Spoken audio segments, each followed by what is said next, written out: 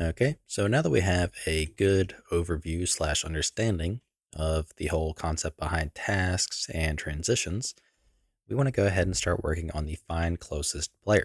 So that way it actually gets the closest player.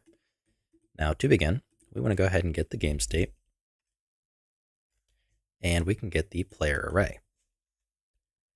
And the reason we're doing this is because it is going to be faster than getting all actors of class because we have direct access to the player array, and all we need is just their pawn, and that's it.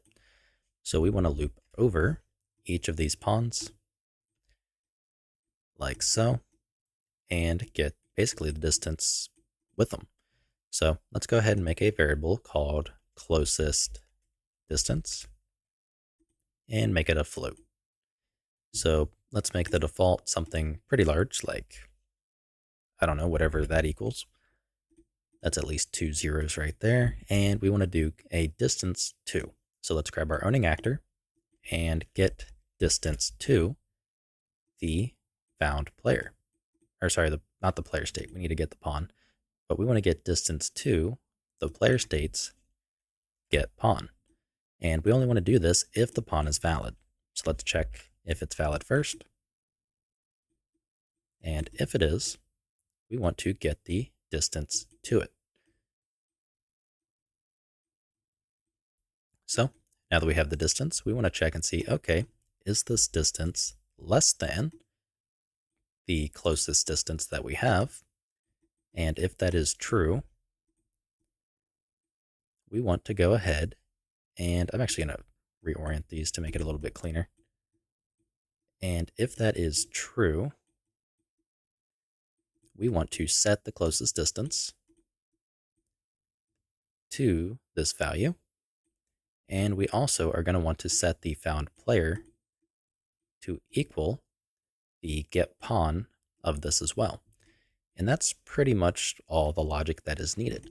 Now, it's probably going to be cleaner to wrap this into a function in case we need some additional conditions, but this will be sufficient. So now I want to test it. So we need to first go to our zombie pawn and reduce the movement speed because it is kind of fast by default. So 600, let's change it to, I don't know, 150. So let's press play, and we will do with 2 clients. That'll also let us know if there's any other weird problems that we may or may not have. So I'm going to move this guy back here, and he targets, basically they are all targeting me. And that is correct. So if I kill them all, and then I move away from them, so this guy is now closer, you can see some of them are going to target him, and some are going to target me. So these guys are targeting me, and those guys are targeting him because I am closer.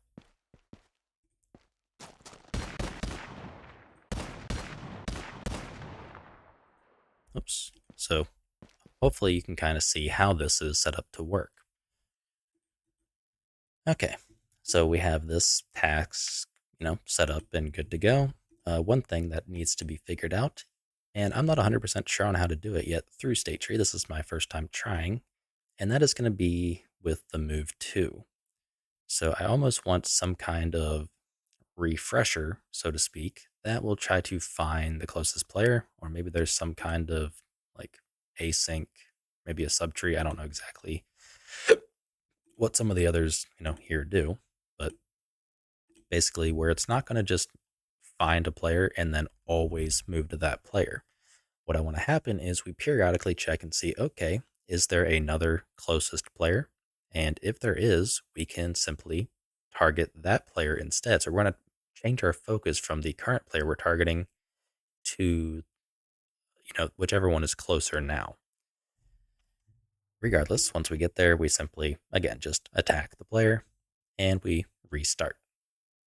So now that we have our find closest player set up, we are in a pretty good spot.